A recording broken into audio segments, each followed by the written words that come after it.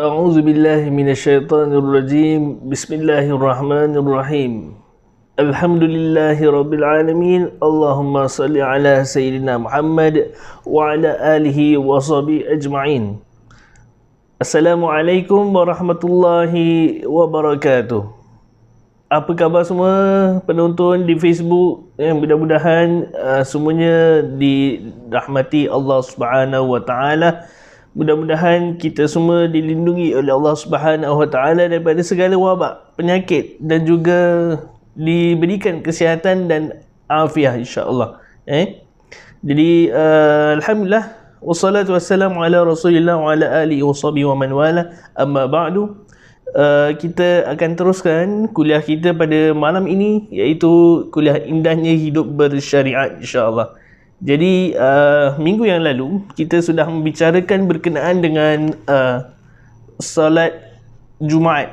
Jadi solat Jumaat sebenarnya ada pelbagai kemusykilan lah yang kita hadapi sekarang ini, iaitu berkenaan dengan siapa yang lewat solat Jumaat, siapa yang tidak dapat untuk zaman COVID-19 sekarang ini, siapa yang tidak dapat buat booking dan sebagainya. Fatwa sudah mengatakan bahawa gugur kewajipan untuk solat Jumaat bagi lelaki yang tidak dapat membuat tempahan, dan juga berlakunya zaman sekarang ini COVID-19, di mana solat Jumaat itu diadakan sebelum zawal, iaitu sebelum azan zuhur, iaitu pada sesi yang pertama untuk solat Jumaat saja. Pada musim COVID ini sudah dikeluarkan fatwa oleh Majlis Ugama Islam Singapura bahawa bagi mereka yang dapat solat yang pertama, sesi solat Jumaat yang pertama, maka boleh dilakukan solat Jumaat sebelum zawal, ataupun solat inilah untuk solat Jumaat saja. Tetapi untuk bagi mereka yang tidak dapat solat Jumaat, maka perlu dilakukan solat zuhur selepas zawal, selepas azan zuhur sahaja. Maka ini khusus bagi mereka yang dapat solat pertama, solat Jumaat, boleh dilakukan solat Jumaat sebelum zawal. Ini semua fatwa sudah dikeluarkan. Jika ada apa-apa kemusykilan, boleh rujuk kepada fatwa yang ada. Boleh juga berikan komentar anda dan juga soalan-soalan yang ada insya-Allah. Baik, jadi untuk malam ini, tuan-tuan yang dirahmati Allah sekalian, kita akan teruskan berkenaan dengan solat jamak dan qasar. Jadi bagi solat yang travelers,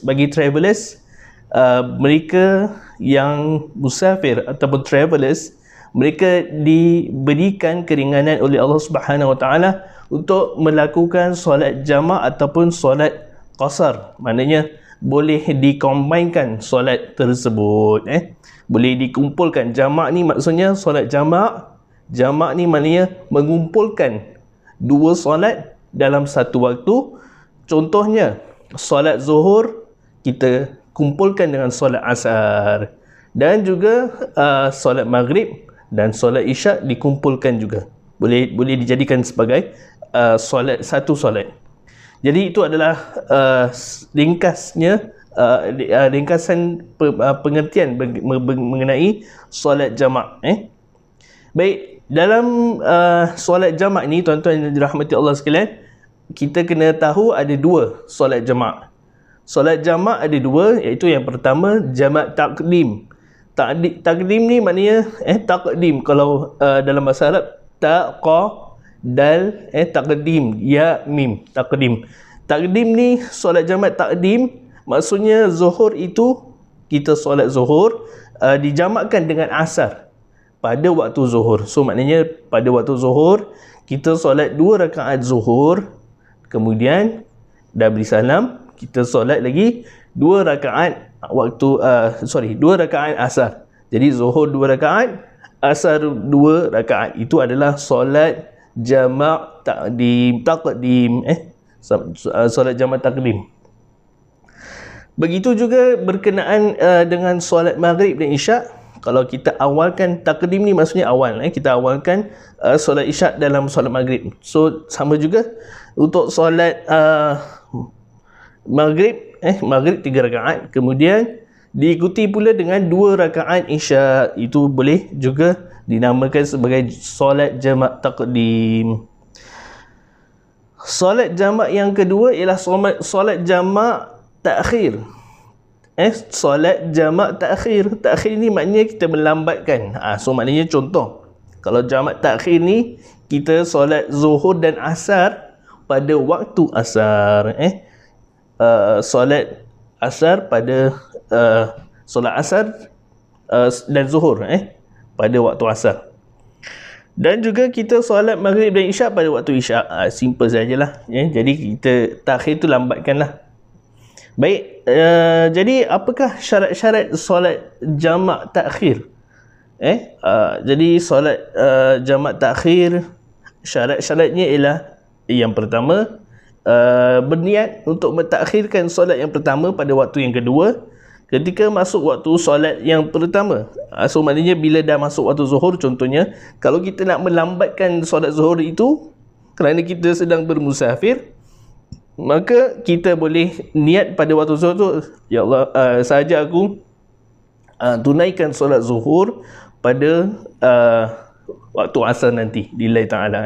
Tu niat sajalah. Itu niat, yang penting kita niat kita nak solat zuhur pada waktu asar nanti.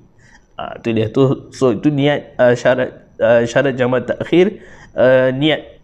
Yang kedua, kita masih bermusafir, berkekalan musafirnya sehingga selesai kedua-dua solat. So maknanya dalam keadaan kita bermusafir daripada zuhur sampai asar, kita mesti dalam keadaan musafir. Tak boleh kita sudah selesai musafir, kita masih melakukan jamak, tak boleh. Kita maksudnya kita masih dalam keadaan bermusafir, barulah kita dibenarkan untuk melakukan solat jamak takhir.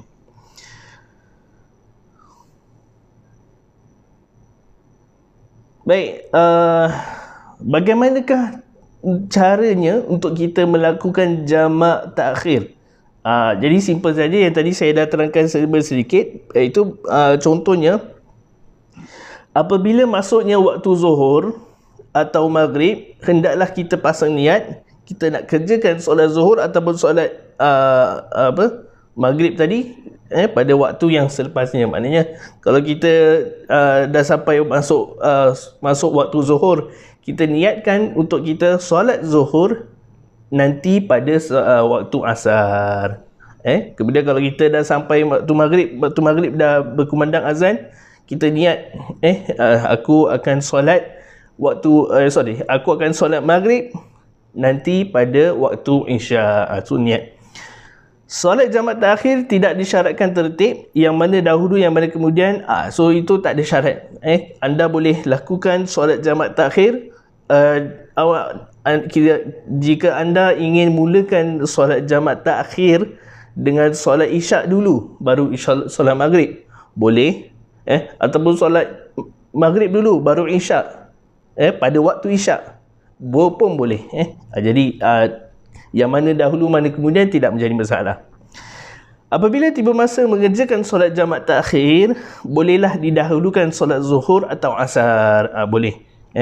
Jika mendahulukan fardu zuhur kemudian langsung mengerjakan fardu asar, tidak, atau mengerjakan solat asar terlebih dahulu kemudian mengerjakan solat zuhur pun boleh. Jadi asar dulu kemudian zuhur, ataupun zuhur dulu kemudian asar pun boleh pada waktu asar itulah.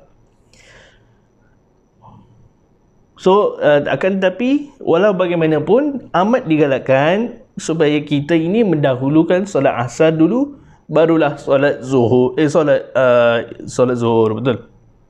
So maknanya bila dah sampai waktu asar, kita nak solat jamak takhir, lebih baik kita solat asar dulu 2 rakaat, kemudian barulah kita boleh 2 rakaat zuhur selepas itu. Itu dia.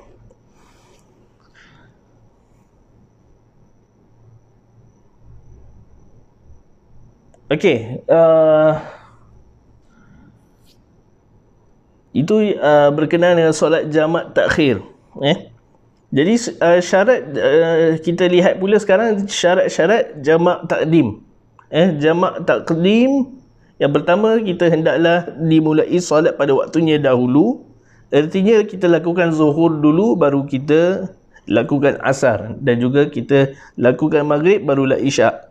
So maknanya kalau dah sampai waktu zuhur, kita solat zuhur dulu, barulah kita solat asar. Sampai waktu maghrib, kita solat maghrib dulu, baru solat isyak dan sebagainya. Baik, nombor 2, kita niat jamak pada solat yang pertama pada permulaan takbiratul ihram atau di tengah-tengah solat selama mana ia belum memberi salam. So maknanya kita niat jamak pada solat yang pertama pada permulaan takbiratul ihram. So bila kita nak takbir, kita niat kita nak solat jamak. Atau di tengah-tengah solat selama mana ia memberi salam. Sebelum beri salam kita dah pasang niat lah. Okey. Yang ketiga, berturut-turut antara solat yang pertama dan kedua. So jarak antara solat pertama dan kedua tu tidak boleh jauh, tak boleh terpisah. Mesti berturut-turut. Bila dah habis zuhur, cepat-cepat lakukan solat asar. Bila dah habis maghrib, cepat-cepat lakukan solat isyak dan sebagainya. Jadi oleh itu antara keduanya tidak boleh diselangi oleh pekerjaan ataupun perbuatan lain. Jadi selang solat zuhur dan juga solat asar tu, selangnya tidak boleh kita lakukan perkara ataupun pekerjaan yang lain. Mesti kita teruskan solat sampai kita habis asar contohnya. Sekiranya diselangi pekerjaan lain yang memakan masa selama 2 rakaat solat, maka hendaklah solat pada waktunya nanti. Sekiranya diselangi oleh iqamat dan mengambil wuduk, maka jamaknya tidak batal. So maknanya kalau kita buat juga, kalau diselangi dengan pekerjaan dia tu, dia punya panjang dia, jarak masanya selama 2 rakaat. Kalau lebih daripada 2 rakaat, maka jamak dia dah tak kira. Maka nanti kalau contoh solat asar nanti, nak kena solat asar juga dan sebagainya. Tetapi jika sekiranya diselangi dengan kita nak ambil uduk balik dan sebagainya kerana dah batal, maka itu tak menjadi masalah, boleh teruskan solat jamak. Yang keempat, kita mestilah berkekalan musafir, kena terus travel. Kita dalam keadaan masih travel sehingga takbir solat yang kedua, tetapi tidaklah disyaratkan sehingga selesai solat. Okey, maknanya kalau kita masih dalam perjalanan musafir, kita masih boleh lakukan jamak takdim. Yang penting kita boleh lakukan jamak takdim sehingga kita takbir solat yang kedua tu, solat yang kedua tu contoh kalau solat kedua tu asar, kita takbir Allahu Akbar, tu masih dalam keadaan travel lah. So maknanya tidak disyaratkan untuk kita sehingga selesai solat. So kita kena kalau bila kita tengah solat, selepas takbir yang kedua tu, takbir solat yang kedua, kalau kita dah habis musafir, tapi tak kisah, itu tak apa, kita habiskan solat, kemudian bila dah pertengahan dah nak sampai kampung kita contohnya, maka solat jamak kita tu tadi insya-Allah diterima. Itu dia. Baik, itu berkenaan dengan solat jamak, solat jamak. Sekarang saya masuk pula berkenaan dengan solat qasar. Qasar ni maknanya kita memendekkan solat, kita shorten solat daripada 4 rakaat, kita menjadikan ia sebagai 2 rakaat. Tadi saya ada terangkan contoh tadi.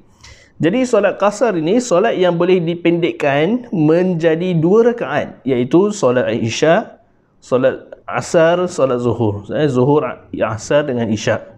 Jadi zuhur 2 rakaat, kemudian asar 2 rakaat, ataupun maghrib, bila solat maghrib, contoh jamak takdim, kita awalkan maghrib maghrib isyak. So maghrib 3 rakaat, isyak 2 rakaat.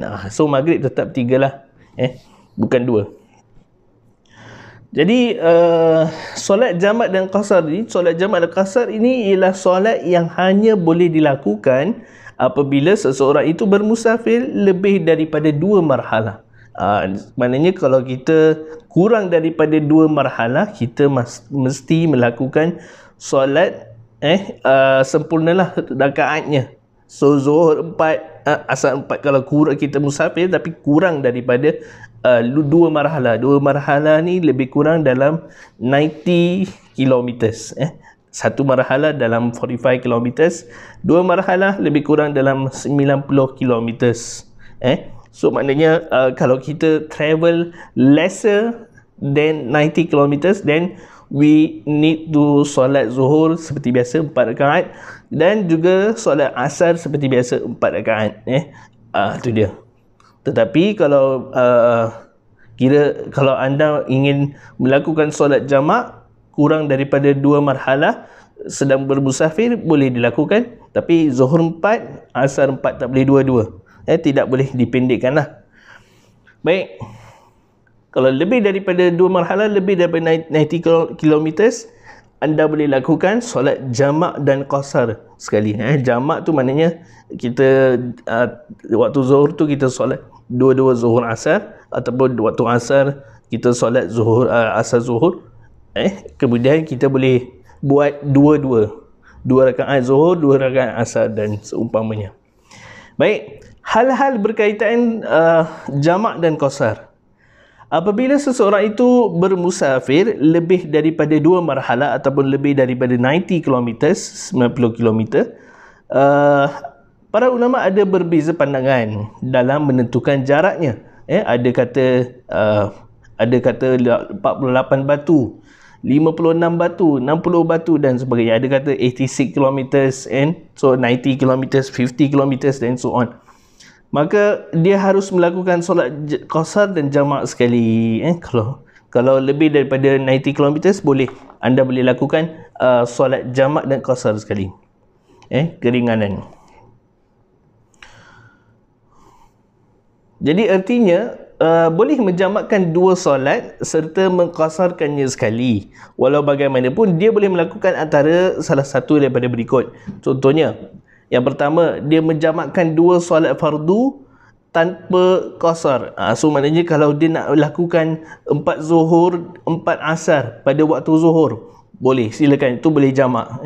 Dia nak lebih pahala, dia nak lakukan lebih rakaat, silakan, boleh. Tanpa qasar lah, dia tak payah buat qasar. Qasar ni, dia kalau qasar kurang, kurangkan rakaatnya 2 Zuhur, 2 Asar. Menjamakkan yang kedua, menjamakkan 2 salat fardu dan qasar. So boleh menjamakkan 2 salat fardu dan qasar, boleh juga kalau dia lebih daripada 90 km. Dan juga yang ketiga, mengqasarkan solat tanpa jamak, iaitu mengerjakan solat Zuhur, Asar, Isyak dengan 2 rakaat yang berasingan. So maknanya dia qasarkan solat tapi dia tak buat jamak, dia tak combine dalam satu waktu. So maknanya bila masuk waktu Zuhur, dia solat 2 rakaat Zuhur. Bila masuk waktu Asar, dia solat 2 rakaat Asar. Kemudian bila masuk waktu Isyak, Maghrib 3 rakaat. Bila masuk waktu Isyak, dia lakukan juga 2 rakaat untuk mengqasarkan solat tanpa jamak.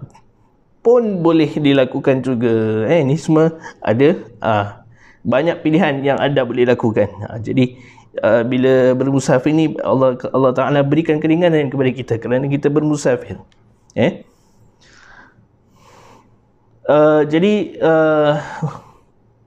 kesimpulannya, kesimpulannya berkenaan dengan solat jamak ini, tuan-tuan yang dirahmati Allah sekalian, solat jamak dan qasar adalah suatu keringanan yang diberi oleh Allah Subhanahu Wa Ta'ala kepada hamba-Nya dalam segenap masa bagi orang musafir, sama ada senang atau susah, asalkan melebihi 2 marhalah.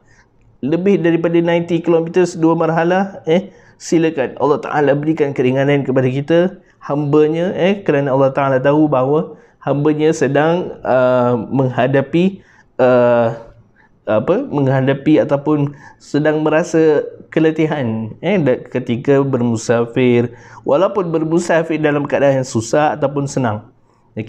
Jadi sedang bermusafir, kepenatan, bolehlah kita lakukan solat jamak dan qasar kalau lebih daripada 2 marhalah. Akhir sekali, tuan-tuan yang dirahmati Allah sekalian, Apakah syarat-syarat qasar? Okey, syarat-syarat qasar senang saja. Yang pertama, bermusafir. Musafir itu kalau kita travel bukanlah bertujuan untuk maksiat. Na'udzubillah. Kita bermusafir kerana kita nak hanya niat-niat yang baik saja. Kita nak lihat keindahan di negara-negara lain dan sebagainya. Itu dia. Jadi niat dia tidak boleh. Niat musafir tidak boleh niat bertujuan maksiat. Na'udzubillah. Yang kedua, syarat-syarat kasar, kalau kita perhatikan, perjalanan kita ini kalau kita travel hendaklah tidak kurang daripada 2 marhalah. Tidak kurang 90 km. Kalau lebih daripada 90 km boleh solat qasar. Jamak qasar boleh. Yang ketiga, solat yang dikasarkan itu hendaklah solat zuhur, asar, isyak saja. 3 ni, zuhur, asar, isyak yang boleh kita buat qasar. Solat subuh, maghrib tak ada. Subuh 2 rakaat macam biasa, solat maghrib 3 rakaat macam biasa. Sebab itu tidak dibolehkan qasar dan solat qada dalam musafir bagi solat yang ditinggalkan semasa di dalam kawasan tempat kediaman. Kalau kita masih dalam keadaan tempat tidur kita, tempat kediaman kita, maka tak boleh qasar, tak boleh qada dan sebagainya. Solat yang ditinggalkan dalam musafir boleh dikasarkan apabila diqadakan dalam musafir. So maknanya kalau masih belum travel, masih dalam, kita niat nak travel tapi masih dalam masih baru nak bergerak, tapi dah masuk waktu, kena solat dulu dan sebagainya. Lepas dah on the way travel tu lebih kurang lebih daripada 50 km barulah boleh buat qasar. Yang keempat, hendaklah diniatkan qasar dalam takbiratul ihram. So maknanya bila kita nak solat tu, solat zuhur contohnya, kita niat aku nak solat qasar. Maknanya 2 zuhur, 2 asar. Jadi macam mana niatnya? Niatnya boleh saja dalam bahasa Arab, usolli fardhu zuhri ra'ataini. Qasran adaan lillahi ta'ala. Saja aku solat fardu zuhur 2 rakaat qasar kerana Allah Ta'ala pun boleh. Itu niatnya. Jadi yang kelima, tidak boleh berimam dengan orang yang bersolat tamam, sempurna. So maknanya kalau kita ni sedang musafir, contohnya kita sedang musafir, kita jumpa masjid, masjid jemaahnya, imamnya solat tamam. Tamam ni maknanya solat secara sempurna. Sempurna ni maknanya 4 rakaat zuhur. Kita tak boleh masuk join dia punya jemaah. Kita kena solat bersendirian lah. Kita solat bersendirian kerana kita solat qasar. Yang keenam, hendaklah kita tempat yang dituju itu ditentukan. So maknanya jika sekiranya tempat yang dituju itu tidak tentu, maka tidak boleh qasar. So maknanya tujuan, destination kita, flight arrival kita arrive kat mana, mesti dah confirm kat mana kita akan tuju. Tujuan kita tu mesti spesifik. Tak boleh tak tentu. Kalau tak tentu, tak boleh. Kita tak boleh melakukan qasar. Yang ketujuh, berkekalan perjalanan sehingga sempurna solat. So maknanya masih bermusafir terus saja, kita terus dalam perjalanan terus sehingga sempurna solat. So maknanya time kita solat tu masih dalam bermusafir lah. Bukan kita dah sampai, dah rehat lama, tidak. Kita kena mesti dalam perjalanan, tapi rehat sekejap untuk solat boleh. Boleh melakukan solat qasar.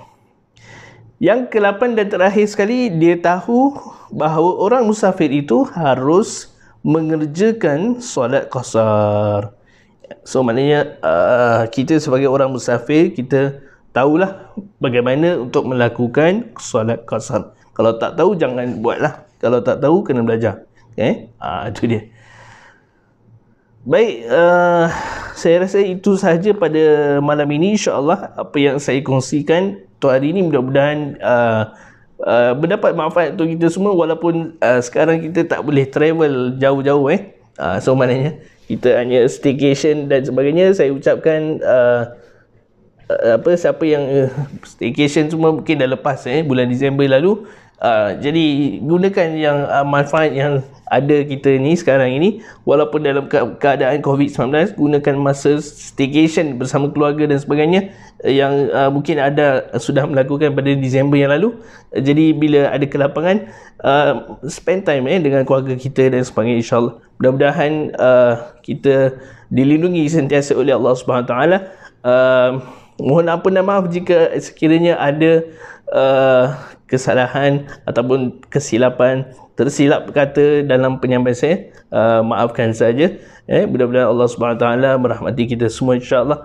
Like dan share video ini, mudah-mudahan bermanfaat untuk anda dan rakan-rakan di Facebook dan sebagainya. Teruskan menderma kepada Haji Muhammad Salim Mos di PayNow yang tertera dan juga di OCBC Bank account. Mudah-mudahan setiap wang ringgit yang anda keluarkan kita akan menggunakannya untuk tujuan program dakwah dan sebagainya, mudah-mudahan, insya-Allah. Itu saja daripada saya. Subhanakallahumma wa bihamdika asyhadu an la ilaha illa anta astaghfiruka wa atubu ilaik. Bismillahirrahmanirrahim.